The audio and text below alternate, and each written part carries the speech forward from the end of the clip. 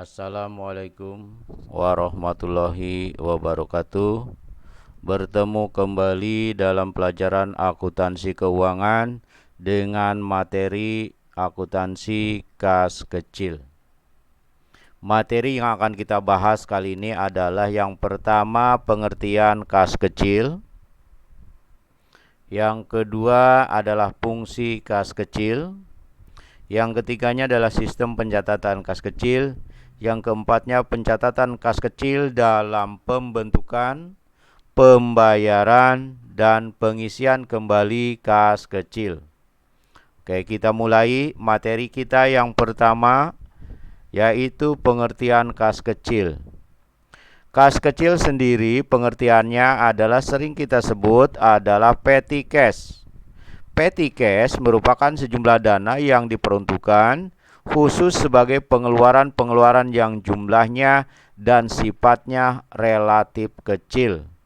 Secara umum, kas kecil ini nantinya akan digunakan untuk mendanai pengeluaran-pengeluaran pimpinan yang jumlahnya kecil, seperti ada dana untuk menjamu tamu, dana konsumsi rapat, dan pembelian bensin pimpinan. Sehingga jika kita menggunakan kas besar, di mana kas besar biasanya menggunakan pengeluaran berbentuk cek sehingga tidak akan relevan, maka dipergunakanlah kas kecil atau petty cash. Oke, yang kedua, selain tadi kas kecil juga memiliki fungsi, yaitu fungsi kas kecil. Dalam penerapannya ada beberapa fungsi utama dari kas kecil yang bisa dibagi menjadi beberapa poin, yaitu 1. Mengurusi perbekalan dan perlengkapan kantor di suatu bagian kantor dari sebuah perusahaan. Yang kedua, membuat pembayaran menjadi lebih praktis untuk pengeluaran yang mendadak dan jumlahnya sangat kecil. Yang ketiga, fleksibilitas karyawan untuk mengoptimalkan pelayanan kepada para pelanggan dan tamu, terutama pada relasi bisnis pimpinan perusahaan. Yang keempat, atasan lebih mudah untuk merespon aktivitas mendadak dengan adanya kas kecil yang disiapkan untuk berbagai keperluan harian.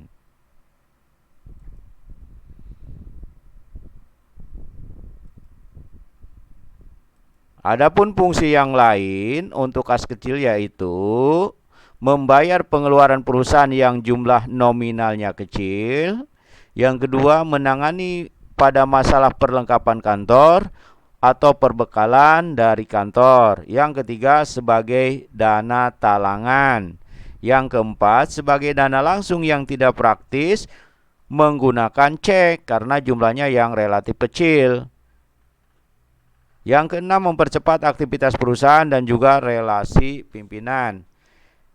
Yang terakhir, meringankan beban para staf karyawan dalam memberikan pelayanan secara maksimal kepada pelanggan. Kemudian, selain fungsi, adapun tujuan yang dimiliki kas kecil. 1 adalah menangani masalah perlengkapan atau perbekalan kantor yang dialami oleh suatu bagian di kantor. Yang kedua, menghindari cara pembayaran yang tidak ekonomis jika tidak praktis dan juga tidak praktis atas pengeluaran yang jumlahnya relatif kecil dan mendadak. Yang ketiga, meringankan beban para staf karyawan dalam memberikan suatu pelayanan secara maksimal kepada para pelanggan yang juga termasuk kepada relasi bisnis pimpinan. Yang keempat, mempercepat segala kegiatan atasan yang akan menggunakan dana secara mendadak dan juga tidak terencana pada sebelumnya. Kemudian, kas kecil atau petty cash juga memiliki ciri-ciri, di antaranya 1. Jumlahnya yang dibatasi. tidak lebih atau tidak kurang dari suatu jumlah tertentu yang telah ditentukan oleh manajemen perusahaan. Yang kedua, digunakan untuk membiayai dan mendanai pengeluaran yang bersifat rutin setiap hari. Yang ketiga, disimpan di tempat khusus, biasanya menggunakan kotak kecil yang disebut dengan petty cash box. Yang keempat, ditangani atau dipegang oleh petugas keuangan tingkat pemula. Kemudian adapun sistem pencatatan kas kecil. Oke. Sistem pencatatan kas kecil ini ada dua yang akan kita pelajari. Satu menggunakan sistem dana tetap dan yang kedua adalah sistem dana fluktuasi. Dana tetap sering juga disebut dengan impress fund method dan dana tidak tetap disebut juga dengan fluktuasi fund method. Di mana kalau dana tetap jumlah tidak akan berubah dari awal pembentukan sampai dengan akhir tahun akuntansi. Tetapi kalau dana fluktuasi di tahun yang ini mungkin bisa berubah di tahun yang akan datang sesuai dengan prediksi kebutuhan yang akan meningkat. Oke, kemudian metode pencatatan kas kecil. Oke, kita yang pertama adalah dengan metode tetap atau metode impress fund. Di mana metode tetap merupakan metode pencatatan kas kecil di mana rekening kas kecil mempunyai jumlah yang selalu tetap atau konstan. Saat terjadi pengeluaran kas, pemegang kas kecil tidak langsung mencatatnya. Ia hanya mengumpulkan bukti-bukti dari transaksi pengeluaran tersebut. Dengan kata lain, pada saat terjadinya transaksi dengan menggunakan metode tetap, transaksi tidak dibuatkan jurnal, hanya dikumpulkan saja buktinya. Suatu saat, bila mana pengisian kembali, maka akan dibuatkan jurnal. Ini untuk metode tetap. Yang kedua, berikut ini adalah ciri-ciri metode tetap sebagai berikut. Pertama, bukti penggunaan dana kas kecil dikumpulkan oleh karyawan atau petugas yang memegang kas kecil. Kedua, pengisian dana kas kecil dapat dilakukan dengan cara melakukan penarikan cek yang jumlahnya sama dengan jumlah dana kas kecil yang sudah digunakan. Yang ketiga, hal ini akan dapat membuat jumlah dana kas kecil kembali pada jumlah yang sudah ditetapkan oleh pihak perusahaan. Sehingga awal dan akhir jumlah kas kecil akan tetap sama, tidak mengalami perubahan. Dari metode tetap memiliki keuntungan dan kerugian. Keuntungannya diantaranya satu, menghemat waktu untuk melakukan pembukuan karena tidak dibuatkan transaksi pada saat terjadinya pengeluaran-pengeluaran. Yang kedua, memudahkan pembendahara dalam menentukan pembagian dana untuk setiap unit per periodenya. Yang ketiga, memudahkan pihak tertentu dalam mengetahui besarnya setiap pengeluaran. Oke, tadi ada keuntungan, sekarang kekurangannya atau keburukan dari metode tetap. Saldo kas kecil tidak bisa dicek sewaktu-waktu. Saldo kas kecil ini hanya bisa diketahui pada akhir bulan atau akhir transaksi. Yang kedua, jika terjadi kekurangan dana kas, pemegang kas kecil tidak bisa sewaktu-waktu mengambil atau mengisi dana kas. Ini kekurangan dari metode tetap. Kemudian kalau yang kedua ini adalah metode berubah atau fluktuasi fund method atau fluctuating fund system, di mana metode berubah-ubah merupakan metode pengisian dan pengendalian kas kecil di mana jumlahnya akan selalu berubah sesuai dengan kebutuhan perusahaan. Ini yang fleksibel di dalam penyediaan dana kas kecil. Bisa berubah sesuai dengan kebutuhan yang terjadi di perusahaan. Ciri-ciri dari fluktuasi fund system atau fluctuating fund method. 1. Pembentukan dana pengisian kembali dana kas kecil dicatat di bagian debat dalam akun kas kecil. Kemudian bukti pengeluaran kas kecil dicatat dalam buku jurnal kas kecil dengan cara mendebat akun yang berkaitan dengan penggunaan kredit akun kas kecil, atau didebat apa yang dikeluarkan dan dikreditnya adalah petty cash atau kas kecil. Yang ketiga, jumlah dana kas kecil berubah-ubah sesuai dengan kebutuhan perusahaan.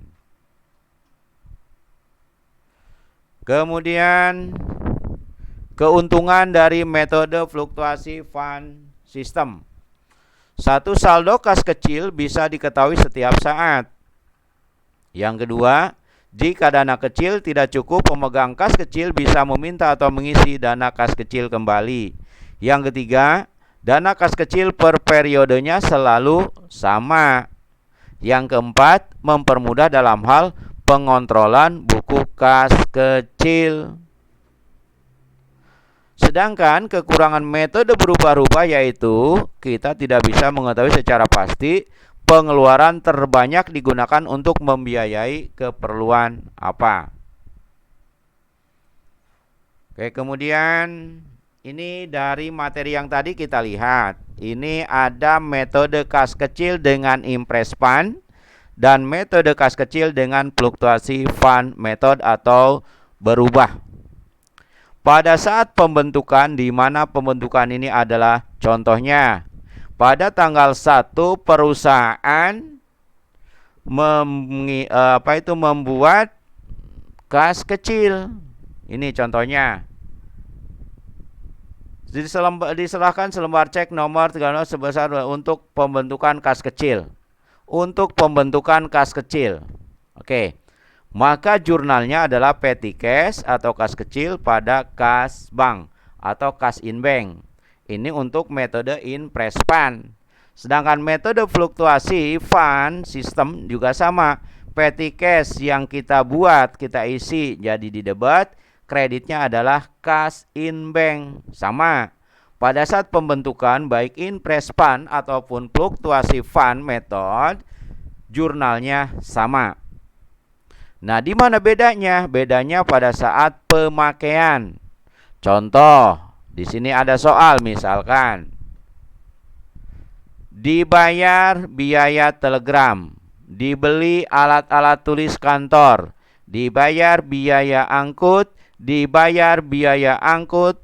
kemudian dibayar uang makan, dibeli dari kantor pos, materai, dan perangko, dibeli tunai alat-alat tulis kantor.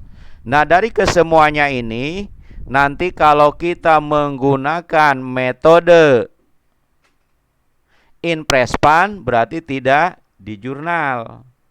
Tetapi pada saat menggunakan metode fluktuasi fund atau fluktuasi fund system, dari kesemua tadi beban-beban itu ditulis satu persatu. Ditulis bebannya satu persatu, kemudian kreditnya adalah kas kecil. Ini yang membedakan. Pada saat terjadinya transaksi, impress fund tidak di jurnal. Nanti jawabannya adalah tidak dibuatkan jurnal. Tetapi pada saat menggunakan metode fluktuasi fund system, bila mana terjadi transaksi, maka transaksi tersebut ditulis satu-satu, kemudian kreditnya adalah kas kecil. Nah, pada saat pengisian kembali, dengan menggunakan impress fund, ini adalah jurnal yang tadi di fluktuasi fund dipindahkan.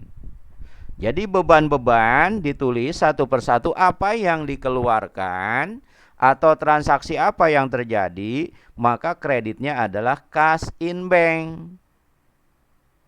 Nah, pada pengisian kembali metode fluktuasi, karena di saat pemakaian adanya transaksi telah di jurnal, maka pengisian kembali kita jurnalnya adalah petty cash atau kas kecil, kreditnya adalah kas bank atau kas in bank. Oke. Oke ya, ini teori untuk kas kecil. Ini caranya seperti ini. Nanti bila mana di lain kesempatan ada soal, ingat patokannya kepada ini.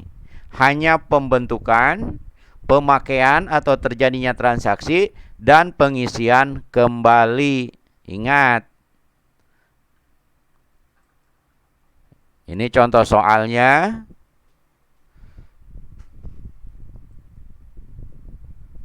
Oke ya.